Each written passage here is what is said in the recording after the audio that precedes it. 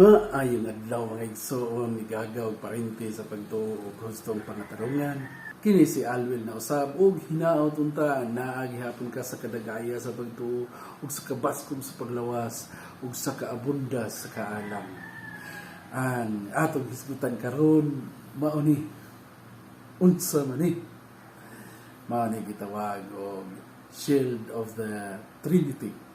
Gitawag usab kini sa linatin nga Scutum Fidei, kung sa English pa, Shield of the Faith. Apan mas sagad gamit ang Scutum Sancti Trinitatis or Shield of the Trinity. Gikuha ang ngan gikan sa Latina Vulgata sa Efeso Kapitulo 6, versikulo 16 na nagingon, In omnibus sumintis scutum Fidei, in corpusitis omnia, tela necessity ignia extinguere. Dada kanunay ang inyong tabing, mao ang inyong pagtuo. Kay pinaagi nini, makapalong kamo sa tanang nagsiga, na ipana kaninyo sa yawa. Usa kini ka Catholic visual symbol nga nagpahayag sa daghang mga aspeto sa doktrina sa Santissima Trinidad. Ingon nga sumada sa unang bahin sa Athanasian Creed. Unsa man ning Athanasian Creed? Ilain na lang nato tema kay taas-taas po na. Naiupat kalingin sa diagram nga nagdinugtungay. Naitulo kalingin sa gawas nga gibutangag timaan sa tulo ka persona. Pater, Filius, o Spiritus Sanctus. Kanang Pater sa Binisaya pa na amahan. Filius, anak, o Spiritus Santo. In nomine Patri et Filii et Spiritus Sancti. Amen. Manatay nagkakatunang linatin gamay. No? Ang lingin sa tunga gisiprahan og Deus sa linatin. O Dios sa Binisaya. Ang tulo kalingin sa gawas konektado sa usag-usa o gisiprahan non est. Kung sa Binisaya pa na dili mao. Ang lingin sa tunga konektado sa tulo ka lingin sa gawas o gisiprahan est o kung Binisayon mao. Mabasa aning diagram ang 12 ka mga proposisyon. Ang amahan mao ang Dios, ang anak mao ang Dios, ang Espiritu Santo mao ang Dios. Dios ang amahan, Dios ang anak, ug Dios ang Espiritu Santo. Ang amahan dili mao ang anak, ang amahan dili mao ang Espiritu Santo. Ang anak dili mao ang amahan, ang anak dili mao ang Espiritu Santo. Ang Espiritu Santo dili mao ang amahan, ang Espiritu Santo dili mao ang anak.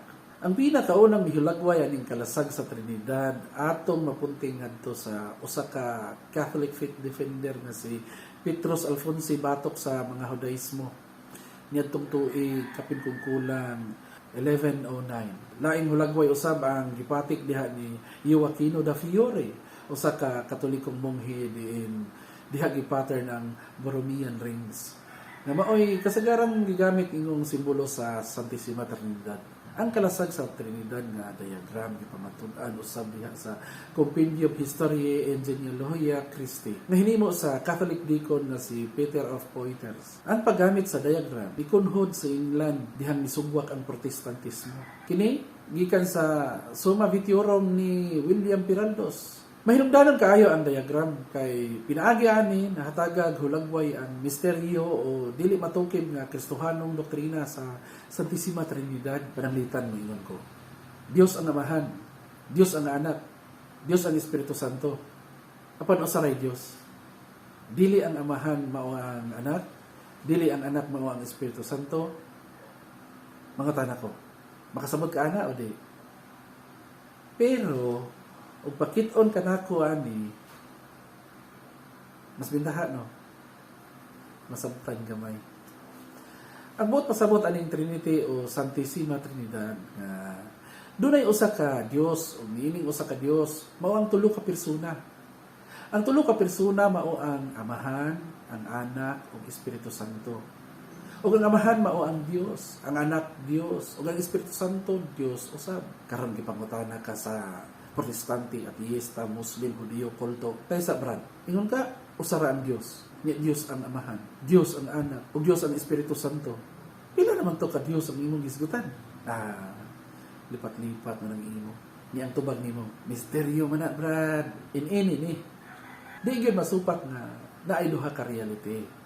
ang abstract reality ug ang concrete reality. Pananglitan, tulo ka tawo. Ang concrete reality diha mao ang imong nakita nga tulo ka buok tawo. Kanang tulo ka buok tawo, imo nang magunitan, imo nang makaistorya ug imo nang kapangayuan ug tabang. Kanang imong gikaatubang gitawag na silang person. Mao na ang concrete reality. Unsa may meaning og person? Dunay kaugalingong pagbuot og may salabutan. Maunay person. Unsa man ang matanga sa pagka-person? Kay tao man na sila, gitawag ka nagtawhanong persona. O sa English pa, human person. Paniining tulo ka concrete human person, dunay nakapahimo nilang usa ka entity, usa sila. What is common to them? Unsa man? Ang common nila mao ang nature nila. Ang ilang kinaiya or nature. Ang kanang nature dili na mao ang naay kaugalingong pagbuot og salabutan. Katong person, mao toy dunay kaugalingong pagbuot og may salabutan. Silang tulo ka human person, parihar ang nature. Buot ipasabot, usaray ilang nature. Doon na bagoy nasagol nila nga lahi og nature? Wala. Pariha silang tulo sa nature. Unsa may ilang nature? Human nature. Niya ang pagiha, kanang pulong usa ka tawo sa tulo ka persona. Ang tinag-as-an ang ahuban, usa ka tawhanong kinaiya, one human nature. Sa tulo ka tawhanong persona, 3 human person. 1 man and 3 human person. Kanang human nature, wala na sa konkretong realidad o concrete reality. Di na nimo makita kay naa sa abstract reality. Nanong gitawag man ng personaha o tao? Tungod kay ang kinaiya niya tao. Why do you call this particular person man? That is undoubtedly because of their human nature. So, why yung hilam ng tao? Unsa ba imong nahilaman? Ang nature o ang person? Ang person. Ugari ta sa Dios. Gamito nato ning diagram na Scotum Sancti Trinitatis. Pag ingon gani nga dunay usa lamang ka Dios, automatic nagtumbok ka na sa nature. Unsang klasiya sa nature? Di palang dugay naghisgot ang human nature. Kato para to sa tao. Kay Dios naman ni atong hisgutan, so sa ato pa divine nature. Kanang word nga divine, synonymous na sa word na God. Synonymous po na sa word nga Godhead o divinity. So, matawag nag God nature o Diyos kinaiya. Ang God, buot ipasabot ana, one divine nature. Walay human person nga divine ang nature kay self-contradictory na. Dili na muhaom sa hustong pangatarungan. Kining usa ka God o usa ka divine nature. Mauni gipanag-ambitan sa tulo ka persona. Unsang persona ha? Human person? Di. Unsa man? Divine person. Kay divine person man ni sila, ang word nga divine synonymous na sa God. So matawag nag God person o Dios persona. Atong karon, dunay usa ka Dios, there is one divine nature sa tulo ka persona. In 3 divine person. Kinsa man ni sila? Ang personang amahan na Dios. Kay nga naman, Dios man ang nature. Ang personang anak nga Dios. Kay, ano man? Dios ang nature. O ang personang Espiritu Santo nga Dios. Kay, Dios ang iyang nature. One nature, 3 divine person. One divine nature, 3 divine person. One God, 3 person. Mao man gani nga kada pakita ang God sa tao. Magpakita sila dili ingon nga divine nature. Kun dili magpakita sila ingong persona. Bisan pag suhiron tibuok Biblia o tradisyon, wa gid kay makita nga nagpakita ang Dios ingong abstract reality, divine nature. Kada pakita nila magpakita sila ingon nga concrete reality, divine person. Katong nakita ni Moises diha sa libon na nagkalayo nga walay pagkaot-ot. Exodus Kapitulo 3, versikulo 1, tudling 17. Ang divine person to nga amahan. Ganong divine person man? Tungod kay divine iyang nature. Katong nagpakatao diha ni Santa Maria nga wala maunsa kanunay ulay.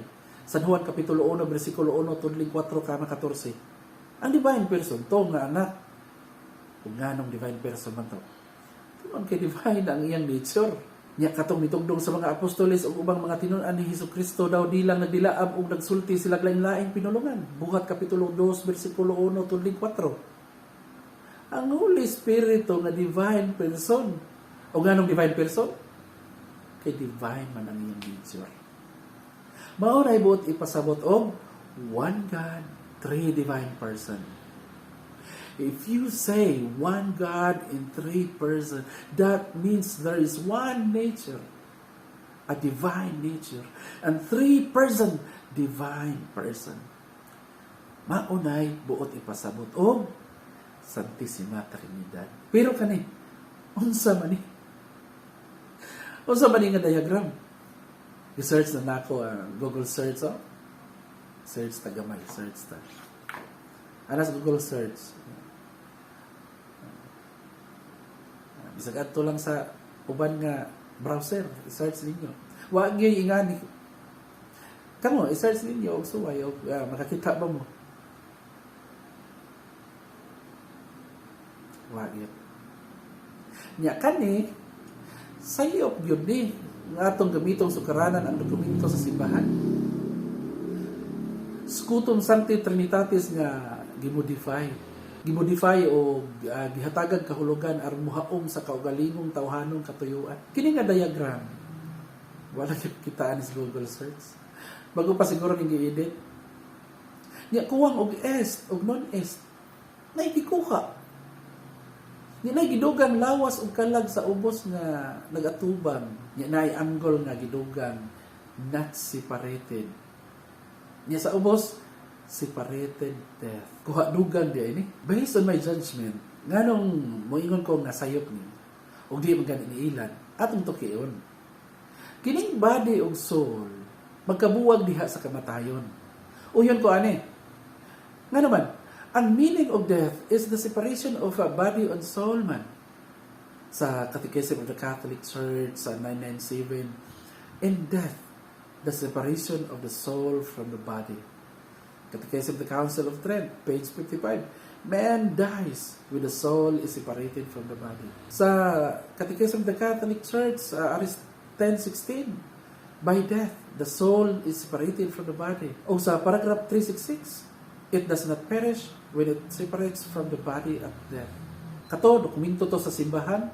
Karon arita sa Holy Writ. By the way, kani Holy Writ, no, gari ka magbasa sa Fundamentals of Catholic Dogma. Naiibutang dito nga Holy Writ, abot pasabot ana, Biblia na. Sa Job Kapitulo 34, versikulo 14 hangtod 15, kung bawion na sa Dios ang kinabuhi sa tanan, ang tanan mga matay o mabalik sa abog. Sa Ecclesiastes Kapitulo 12, versikulo 7, unya mupauli sa abog ang atong lawas, o ang atong espiritu mupaulay sa Dios, nga maghatag niini kanato. Klaro kayo, sa dokumento sa simbahan, sa balaang kasulatan, nagtumbok nga walay laing kahulugan ang kamatayon kundili ang kamatayon mao ang panagbulag sa lawas ug kalang. Dili ang pagkatunas ug pagkahanaw. Di na mao. Sa kamatayon igo ra di ay magbuwag ang lawas ug kalang. Og dili gyud ang panagbulag sa second divine person ug sa lawas ug sa kalag. Analyze ra gud maayo.